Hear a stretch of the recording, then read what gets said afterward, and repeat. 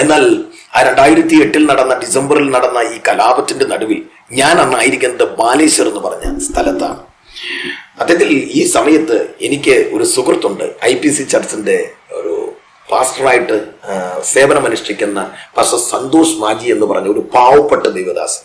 ഇന്ന് അദ്ദേഹം ആ ഡിസ്ട്രിക്റ്റിന്റെ ഒക്കെ നേതൃത്വ നിലയിലേക്ക് ദൈവം അദ്ദേഹത്തെ കൊണ്ടുപോകുന്നു. 80 കിലോമീറ്ററൊക്കെ അദ്ദേഹം സൈക്കിൾ ചവിട്ടി സുവിശേഷം അറിയിക്കാൻ പോകുന്നു. നമുക്ക് വിചാരിക്കാൻ പറ്റത്തില്ല, ഇവിടെ 5 കിലോമീറ്റർ നമുക്ക് നടക്കാൻ പറ്റത്തില്ല, 80 കിലോമീറ്റർ സുവിശേഷം അറിയിക്കാൻ സൈക്കിൾ ചവിട്ടി പോകുന്നു. എന്റെ കാര്യം ഞാനൊന്ന് തൊടാം. ഇന്നും ഞാൻ ബൈക്കിലാണ് സഞ്ചരിക്കുന്നത്. ഒരു ദിവസമൊക്കെ 450 കിലോമീറ്റർ ആണ് ഏറ്റവും കുറഞ്ഞത്. ഒരു ഗോത്രവർഗത്തിന്റെ ഇടയിൽ ചെന്ന് സുവിശേഷം അറിയിച്ച ശേഷം അതുപോലെ യാത്ര ചെയ്ത് ഭവനത്തിലെത്തും.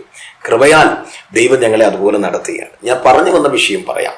2008 ഈ കലാപം നടക്കുമ്പോൾ അത് പല ഡിസ്ട്രിക്റ്റുകളിലേക്ക് വ്യാപരിക്കാൻ തുടങ്ങി. അത് ബാലേശ്വറിലേക്ക് നടന്നു. പല ജാഥകൾ, പല വെല്ലുവിളികൾ.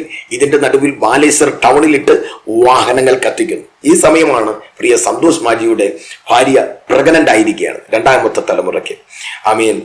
ദൈവദാസനെ വിളിച്ചിട്ട് പറഞ്ഞു, ഫാസ്റ്റർ എനിക്ക് വണ്ടിയില്ല, ഇന്ന് ബന്ധാണ്, മറ്റു വാഹനങ്ങൾ പുറത്തിറങ്ങിയാൽ കത്തിക്കും, ദയവേത് ദൈവദാസൻ ഈ സഹോദരി ഒന്ന് ഹോസ്പിറ്റലിൽ കൊണ്ടുപോകണം.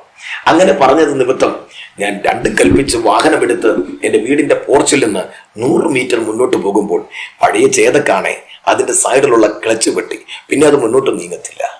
അങ്ങനെ വളരെ ഭാരപ്പെട്ട് ഞാനത് കൊണ്ടുവന്ന് എൻ്റെ ഭവനത്തിന്റെ പോർച്ചിൽ വെച്ചിട്ട് കരയാൻ തുടങ്ങി, പ്രാർത്ഥിക്കാൻ തുടങ്ങി. ദൈവമേ, ആ സഹോദരി എങ്ങനെയെങ്കിലും നീ വിടിവിക്കണം. പക്ഷെ 1 മണിക്കൂർ 2 മണിക്കൂർ കഴിഞ്ഞപ്പോൾ ഒരു സന്തോഷ വാർത്ത വന്നു. ഇവർ പോയ ഓട്ടോ മാത്രം കടത്തി വിട്ടു. സ്വതന്ത്രം പറയണം.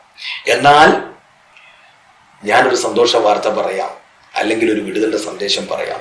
അന്ന് ഞാൻ ഈ സ്കൂട്ടറുമായി ഈ ടൗണിലേക്ക് ചെന്നിരുന്നെങ്കിൽ എൻ്റെ വണ്ടിയിൽ നിറയെ വചനങ്ങളാണ്, വാക്യങ്ങളാണ്. ജീസസ് ലവ്സ് യു എന്ന് എഴുതി വച്ചിരിക്കുകയാണ്.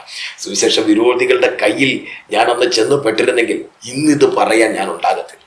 ഞാൻ വിശ്വസിക്കുന്നു അന്ന് ആ ക്ലച്ച് പൊട്ടിച്ചത് ദൈവം തന്നെയാണ്.